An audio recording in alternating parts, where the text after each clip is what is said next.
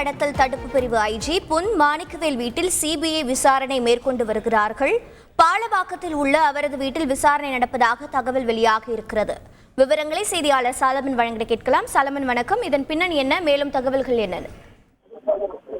கடந்த 2008ஆம் ஆண்டு அருப்புக்கோட்டை அருகே உள்ள ஆலடிப்பாட்டை கிராமத்துல ஆரோக்கியராஜ் என்பவரின் வீட்டில அஸ்திவாரம் அமைக்கும் பணியின் போது 6 சிலைகள் கைப்பற்றப்பட்டன.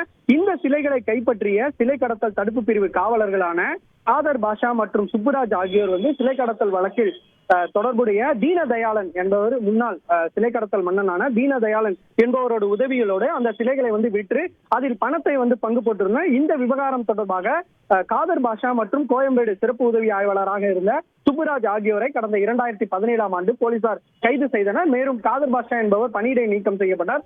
இந்த நிலையில வெளியே வந்த காதர் பாஷா மீது மீண்டும் ஒரு வழக்கானது பதிவு செய்யப்பட்டு அவர் மீண்டும் சிறையில் அடைக்கப்பட்டார். இந்த நிலையில தன் மீது பொய்யான வழக்கை பதிவு செய்ததாக பொன் மாணிக்கவேல் முன்னாள் சிலை கடத்தல் தடுப்பு பிரிவான ஐஜி அவர் மீது சென்னை உயர்நீதிமன்றத்தில் ஒரு வழக்கை பதிவு செய்தார். குறிப்பாக அந்த தீனதயாளன், சிலை கடத்தல் மன்னனான தீனதயாளனை வழக்கிலிருந்து விடுவிப்பதற்காக தன்னை பொய்யாக வழக்கு பதிவு செய்து தன்னை கைது செய்திருப்பதாக அந்த வழக்குல அவர் குறிப்பிட்டிருந்தார். அதன் அடிப்படையில உடனடியாக இந்த வழக்கை சிபிஐக்கு மாற்றி சென்னை உயர்நீதிமன்றம் வழக்கு பதிவு செய்து, குறிப்பாக சென்னை உயர்நீதிமன்ற உத்தரவின் அடிப்படையில் பொன் மாணிக்கவேல் மீது சிபிஐ வழக்கு பதிவு செய்து முதற்கட்ட விசாரணையை தொடங்கியது.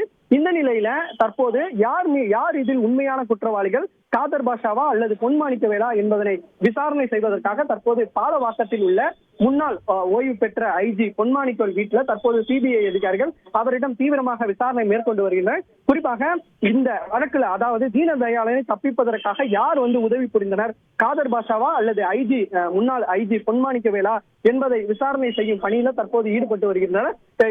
இதற்கிடையே அப்போது கைப்பற்றப்பட்ட ஆவணங்கள் மற்றும் பல்வேறு முக்கிய ஆவணங்களை தற்போது பறிமுதல் செய்திருப்பதால் அதை வைத்து பொன் மாணிக்கவேலிடம் தீவிரமாக சிபிஐ அதிகாரிகள் விசாரணை மேற்கொண்டு வருகின்றனர். குறிப்பாக 5க்கும் மேற்பட்ட அதிகாரிகள் இன்று காலை முதலே அவரது வீட்டிற்கு சென்று அவரிடம் விசாரணை மேற்கொண்டு வருவதாக தகவலானது தெரிவிக்கப்பட்டுள்ளது. விவரங்களை வழங்கியமைக்கு நன்றி சாலமன். செய்திகளை உடனுக்குடன் தெரிந்து கொள்ள உடனே சப்ஸ்கிரைப் பண்ணுங்க.